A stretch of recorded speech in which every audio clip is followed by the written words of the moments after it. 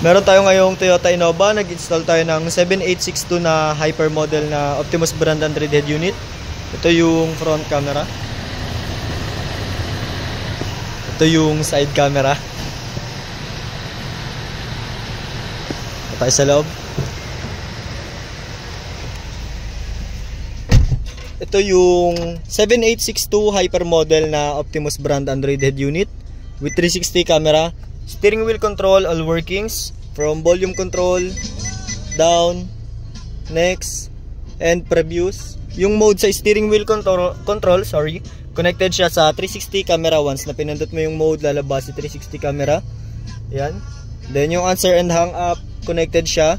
Working pa rin siya. Yan, magamit mo siya pag naka-Android Auto or Apple CarPlay ka. Then 360 camera, meron siyang auto trigger na tinatawag pag ang takbo mo is 20 kph below. For example, magsisignal light ka. Ayan. So makikita mo yung mga blind spot. Then ganyan kalinaw yung viewing ng 360 camera nung hyper model. Left signal. Then pag nag-hazard ka, top view or bird's eye view sa gitna. Then left and right, front sa gilid. Then priority ng trigger yung reverse. So ayan. Maaninag mo talaga kung ano yung nasa likod mo. So kita yung sasakyan, yung tao. So ganyan kalinaw yung viewing ng 360 camera nung hyper model natin.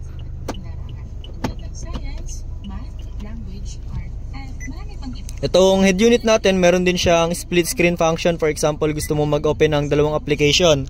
So for example, si YouTube and si Maps. Ayan, open mo muna yung dalawang application. Then once na ma-open mo sila, ayan, meron siyang button for split screen. So ayan, makakapag maps ka while using the or while playing the YouTube. So play tayo ng music or ano. Yan. Then meron siya iba't ibang application tulad ni Waze, YouTube, Spotify. Meron din siyang Google Play Store, Maps, Chrome, Google, Gallery, then Netflix. Then meron siya Google Play Store kung gusto mo mag-add ng iba't ibang application. So basta accessible sa Play Store or downloadable sa Play Store, pwede. Then yung 360 camera natin, all sides recording siya. Ayan.